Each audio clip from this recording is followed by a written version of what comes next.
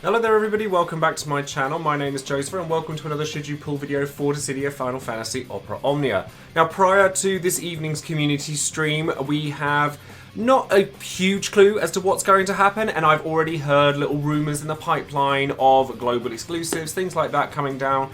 But going off of JP's line, the next banners that we should be expecting belong to Eald'narche and his BT, and Noel and his LD. So we're going to focus on that today, and if anything changes with the community stream, you can be sure to check out my video later on this evening that will, talk about stuff like that, and you can always come back and refer to this video when Eald'narche and Noel do turn up. So if you want to know more about the event that comes with them, which is a story chapter, as well as the weapons themselves, then as always, stay tuned and keep on watching.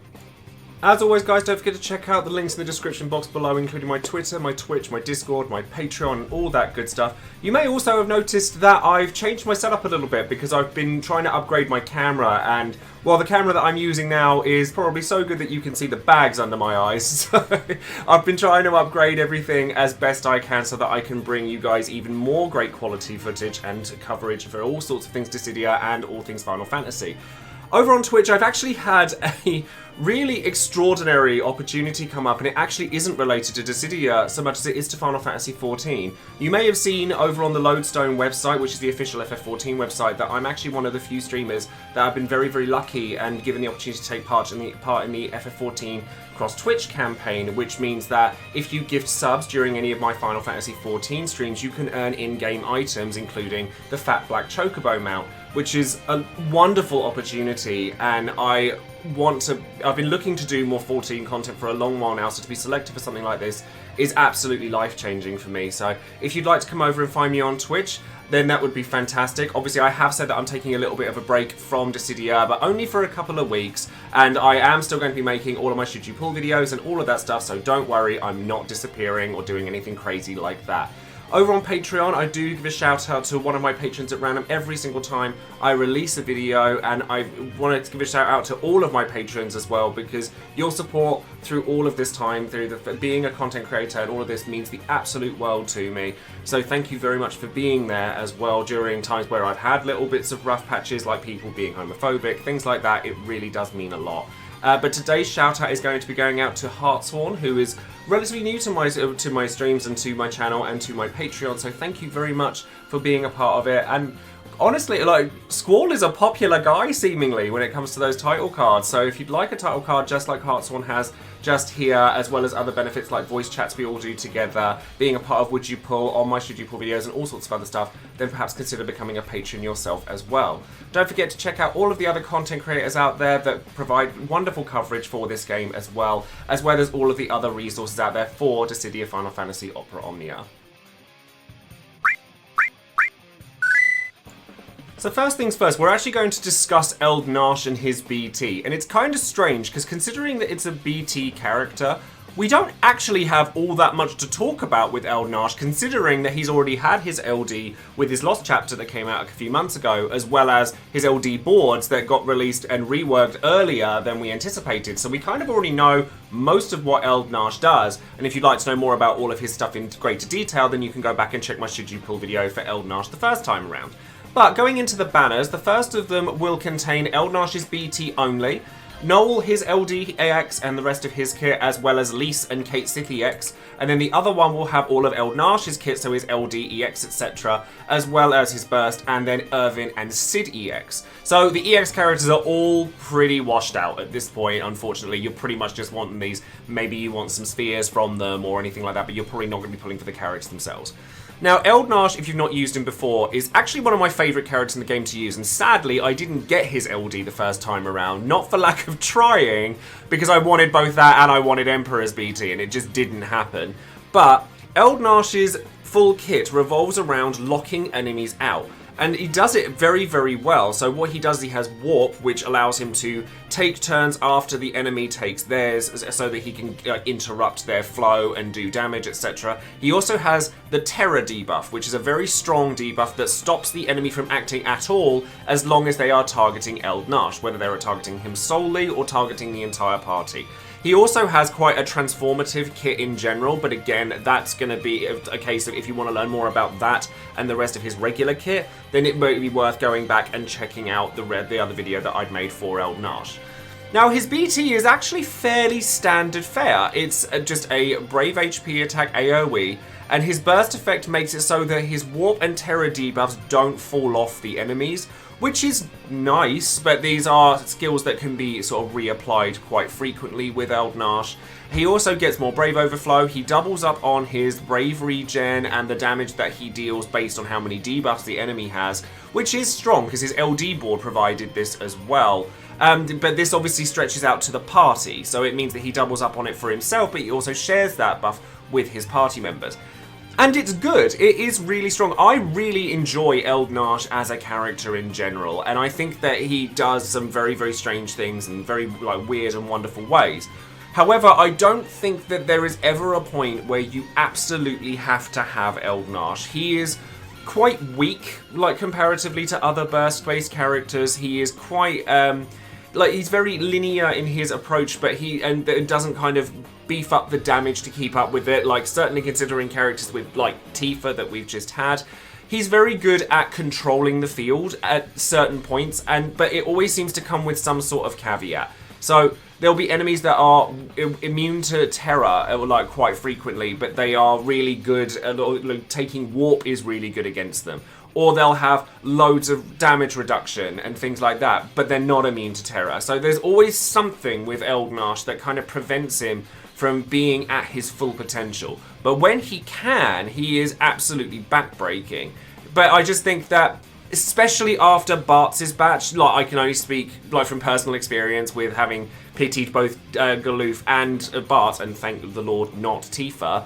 We'll have to see how it goes with this, because if you have his LD already, then you can pull on characters like Ashe when she comes around, maybe Iroha, maybe even Noel. But I wouldn't go out of my way for this particular burst, because it doesn't add as much as other burst characters do, like characters like Garland or Bartz.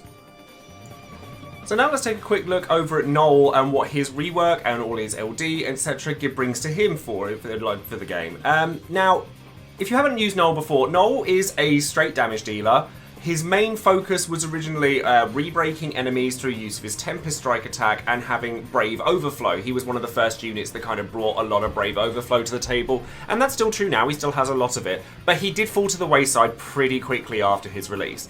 Well, I'm happy to say his rework actually does him a lot of favours. His Tempest Strike becomes AoE, and does splash damage as well. So the bravery hits become AoE, and he does the splash damage. And you re-break everything on the enemy side as long as you're hitting a broken target, because all of Noel's stuff does more damage if you're attacking something that's already broken, including his EX, etc. And that's a really nice thing for him to have. And Galefang was always a bit weird. He used it in order to gain his primary offensive buff, so Last Hunter, which gave him his sort of Brave Overflow, his attack stats, etc., etc. But it wasn't a particularly good move. Whereas now it's a double HP dump attack that has a instant break on it as well. And if it's Galefang Plus, it re-breaks the enemy, so his breakages become very, very strong. And you may also know, if you've used him before, that while you have the Last Hunter buff that comes from it, he gets different Brave and HP Plus attacks, which actually are named ones, called Fear Siphon and Scourge. Now, Scourge Plus is a 5-hit Brave HP attack, which is perfectly pleasant, but Fear Siphon was always the interesting one, because it would cut your enemy's bravery by a percentage, and then if it broke the enemy, your next skill use wouldn't take up a skill, which is really nice. And then you'd have access to his EX as well, which would give you multiple Brave HP dumps, also give you access to defense ignoring attacks as well, and it would just hit really hard. But Fear Siphon being a bravery only attack really held it back, so you didn't use it all that frequently unless you really had to. Now, when we come to his LD, this actually is a very interesting one. It gives him kind of a Aranea vibe, where it breaks all enemies, and if you have the LD board, it re-breaks enemies if they're already broken. And it also means that the break bonus that the party gets is doubled. So whenever you do break something, the amount of bravery that you get is doubled. It's not a huge number, but it does make a difference in this day and age of, enemies reducing the amount of bravery you can gain through abilities, etc. Every little helps. It's also then a 10-hit AoE Brave HP attack with 100% AoE damage to all enemies, and it also doesn't consume a skill use on the next turn. Fantastic, given that he has all these re-breaking attacks now. And then while he has Hunter of Light, which is a 9-turn duration buff that he gets from this, he is able to increase the amount of bravery damage he deals, he gets more attack, etc. And he also gets another free skill use on the next turn as well, like I said. And then while Hunter of Light is active, you get more HP damage, like 30%, which is a lot considering how many bravery, like HP dumps he has in his EX and his skill 2. It's really useful as long as you're attacking something broken. But when you inflict break, it triggers a 5-hit Brave HP attack. Now this is nice, by and large. It's a cool little addition, like you get an extra Brave HP attack if you're inflicting break with stuff. However, if you combine this with his Fear Siphon attack, it makes that move suddenly a lot more relevant because you will get a Brave HP attack at the end of it, and you will get the free skill use at the end. It is really pleasant to have. The thing with Noel is that Noel is nice. Like, he's a great damage dealer, he does a lot of damage, he has the re-break capabilities.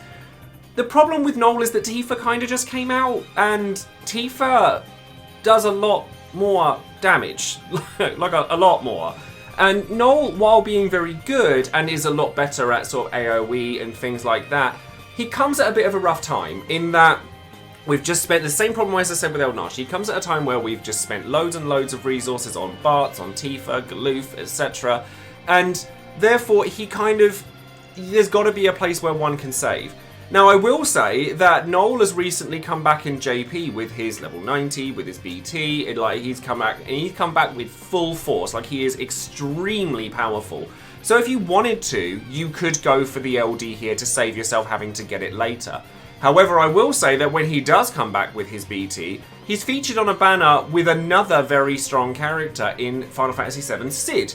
So that banner is still worth pulling on, even if you have Noel's LD by that point. So realistically, while I think it would be nice to have Noel, and if you do get him now, he's certainly very strong and he's very usable, but you don't have to have him. Like, there are plenty of times where you could use him, but there's no point, similarly to Eald'narche, at which Noel is the best character for the function. Like, he is never the absolute one to have at all times, at all costs.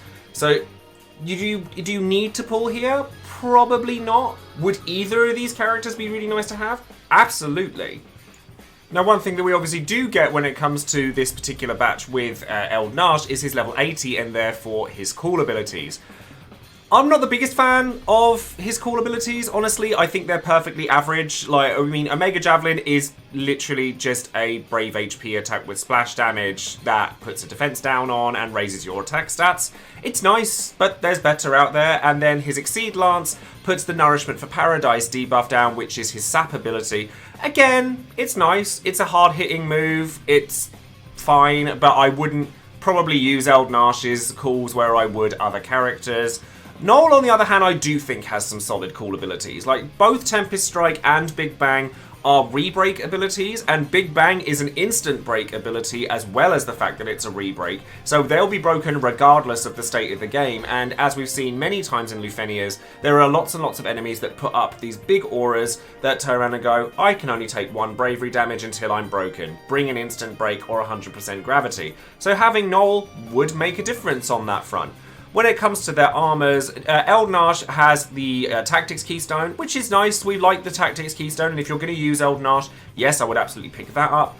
With regards to his HA+, it's selfish. It increases his bravery damage a lot more than his HP damage, and it does equate well with his LD, like his LD board buff, his Exceed Lance, and the BT buff as well. But I don't think you ever need to have Eald'narche's HA+, purely on the back of the fact that a lot of his damage comes from him taking a lot of turns. So through the warp debuff, things like that, you're going to be dealing most of your damage through that, and you probably aren't going to cap out a lot of the time unless you're expending your skill uses a lot. So I wouldn't stress too much about his HA+. Noel is attack keystone, so it increases his bravery damage, and he increases his own bravery damage and HP limits in the same way as Eald'narche.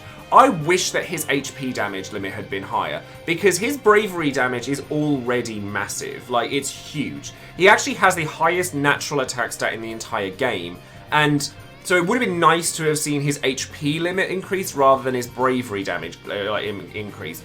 But if you're going to use Noel a lot, or you're preparing to pick up his BT when it comes out, which is a long way away, but if you plan on using Noel a lot, you probably could pick this up. Like, it is going to be useful later down the line as well as it is now, so I wouldn't begrudge you to do so. I certainly would pick up his regular Lufenia armor. I definitely would grab that, because it does make a difference, and like him having such a massive attack stat, it definitely helps him. Like, having 30% increased bravery limit, it definitely helps. He will cap out on those things because his damage is that high, as certainly if he's supported well. So it's definitely something to consider. So now let's have a quick discussion about the Lufenia that's going to accompany Eald'narche and Noel, which is at the end of Arc 3, Chapter 3, Part 1, which is a story chapter. Now, you're going to come up against Chaos Bahamut, so if you're a fan of 13-2, then you're going to love this, because it's a big fight with Noel versus would-be Caius, and it's just a very cool fight. He is accompanied by an Eald'narche mannequin, which will put up shields and do just annoying brave HP attacks and AoEs, but he's mostly there as a splash damage sponge more than anything. But that's a good thing, because it means that you can take advantage of AoE bravery attacks, as Noel has brought along. Now, the Lufenia armor here is Inflict Break on Chaos Bahamut, which gives you 7 turns, so as long as you're breaking him on the regular, you shouldn't have a problem, but obviously characters like Noel with Rebreak will help you here. The other reason that I wouldn't worry too much about the Lufenia orb is after 50%, Chaos Bahamut will switch mode into his Gestalt form, so he's like airplane mode, where he actually loses the Lufenia orb, but he gains a recast bar instead. And what you need to do here is you need to prevent him from being able to use that attack. He's not immune to Terror, obviously, because it's Eald'narche's event. He's also not immune to Paralysis, so Cloud can actually be really useful here as well. Before he does the transformation, at 80%, he will put up one of the auras I mentioned before, where it will glow red. I can only take 1 bravery damage until you break me. So the idea is that you would use like Noel's LD, but you can use call abilities, you can use all sorts of different instant break mechanics in order to get around that. If you're taking a launch team of like Kais, Dark Knight, Cecil, Cloud, which I have seen work in this mission, Kais's bravery attack in the air will do the job as well. Plenty of options for you here. If you want to, you can just, if you have Eald'narche, you can just lock them out of the fight pretty much entirely, because as long as they're targeting Eald'narche, they're not going to be able to do anything, so you have nothing to worry about. And all of like the Eald'narche mannequin's attacks are party-wide, so you just, or most of them apart from his regular bravery attacks, so you're just going to just lock them out altogether. And if you happen to have his BT as well, you'll have a really easy time with this. However, I think that if you're able to take along a character that will just blitz the fight and take loads of turns all at once and make it so that they never get a turn, you can take characters like Tifa, Garland. Aranea is actually a really great character to bring here because she has the rebreak mechanics, and when Caius or Bahamut is in his Gestalt form, you can't delay the enemy. They get framed turns, but they can still be delayed through break. Lightning, fantastic character for this particular mission, because you get rebreaks, lots of damage, she has a burst, you'll do the thing, it works really, really well. You know, you can just, the best way I could think of is just, because it's a very simple Lufenia orb, the best thing to do is just make it so that they never get a turn in the first place. You can use call abilities as well, you know, to stop the enemies from doing things they want to do. So for example, you'll want to bring along, say, Faris or Amiditelian to stop to overload the enemies with framed debuffs, because at this point in time in JP, this is when the number of debuff limits actually got increased from 6 to 8. So this is actually where Faris becomes significantly more valuable as a call character, because her 4 frame debuffs will stick and they'll actually be really nasty for quite a long period of time, because those debuffs are really strong and will help you deal a lot more damage and prevent the enemy from doing quite as much. But if you can overload 8 framed debuffs onto the enemy, then Eald'narche can't put his shields up. You know, there's a lot of nasty things that just can't happen, so that's one way around that. or you could bring instant break calls to stop Bahamut from having his aura, and then you'll just have to reapply all of these when Bahamut shifts into his Gestalt form. But from there, if you're bringing a re-break character, you should be able to just blitz damage from there on until the end of the fight, and it's actually, provided you have the correct characters for it, it's actually a relatively simple one. So now, of course, we come to the big question of the video: should you be pulling for either Eald'narche or Noel? And honestly, at this point, I am of the opinion that a lot of people, myself included, lost a lot of resources over the course of Bartz's batch, and therefore having a sort of period of time where you can recuperate, save some resources back up, is a positive thing. And I think that now is the best time to be taking that. There are a lot of people that want some of the characters that come with Eald'narche's batch, so characters like Iroha or Ashe, or even Strago, characters like that. And Eald'narche's BT is featured on all of them. So if you already have Eald'narche's LD, then I really don't see the reason to be pulling here, unless you really want Noel's LD ready for when his Burst Plus comes out much later down the line.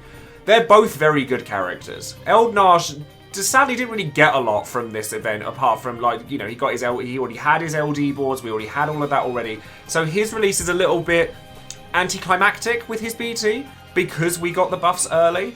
But then Noel is a perfectly fine damage dealer. He's actually very strong, and if you don't have Aranea, then he will fill that rebreaker role absolutely fantastically, probably better than Aranea does. But he doesn't provide that Vital Crusher debuff. He does have, where he doesn't do that, he does provide party-wide attack bonuses through his LD, and his attack stat is pretty hefty. So the fact that he will do a decent amount of damage, or a really good amount of damage, just not quite as comparable as, say, Tifa, means he's still going to function very well.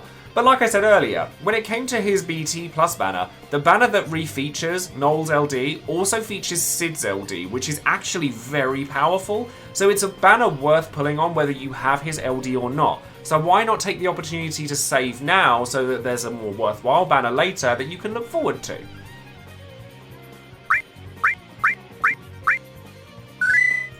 And now, of course, finally, it's time for Would You Pull, the section of the video where you, the viewer, get your chance to make your voice heard and let everyone know whether you would or wouldn't pull on any given banner and why. So once again, a massive thank you goes out to all of my patrons for casting their votes and their comments, and if you'd like to see the full database of the comments that I get every time I release a new video for this kind of thing, or a new poll, then obviously it's all included in the package for my patrons, so thank you very much in advance if you want to join in with that. That being said, with these banners, I think a lot of people share my sentiments with this, in that they're very nice to have, but they're not must-haves right now. So 5% of people said that they were going to use gems here, 15% said that they would use over 100 tickets, 33% said they'd use less than 100 tickets, and 46% of people said no to both of these banners. And like I said, I think a lot of people just kind of like it. I also think that a lot of people already have Eald'narche's LD from the first time around. Sadly, I am not one of those people. I would have loved to have gotten it the first time around, and it would have made my life a lot easier here. But I don't, so we'll have to see what happens. I'm probably going to be skipping on this banners. Like, if we get free pulls for it, fantastic. I might throw a few tickets at it later down the line, but I think if I'm going to be pulling on any of the banners during this batch, it'll probably be Ashe. Iroha is also really nice, but I'm saving on her for a reason, and I think that a lot of people are excited for Noel, but they're happy to wait until the BT Plus comes out. So, going into some of the comments, Fantendo says, I have Eld's LD, but don't plan on going for the burst. I'll throw about 50-ish tickets in the hope to get Noel's LD to save me from needing to put it later down the line, but it's time to finally have a recovery period after Bartz's banners. It was an expensive time for a lot of us, it really, really was, so I'm not surprised to see people skipping for that reason alone. Light Husky says, for me, I might chuck some tickets at Noel, seeing as he's a favourite of mine, and now he has his BT and JP as well, makes me want to get his LD now more than I do later. Although, Sid for FF7 having his LD on Noel's BT launch makes me that set more tempting. Eald'narche I got when he first got his LD, so his actual banner is a skip. His BT would be cool to have, but not massively a fan of them. Need to recoup some resources. See, there's this trend of people just wanting to sort of like recuperate their resources. Nimbus says, I have no interest in Eald'narche as a unit. I only very recently got his EX from one of those free multis on those banners with all the rubbish. I have never had an interest in him even upon launch. That said, he was still a friend unit to use for a while. I'm in the mindset of conserving resources. I'm totally skipping aside from anything free they may give. Noel, however, is getting 200 tickets. Love him. again, like, I can't really comment on that. There's nothing that, yeah, absolutely fair. And then finally, JRPG fan says, I'll be skipping these banners and likely everything until Purim, which should be at the end of the next batch of banners.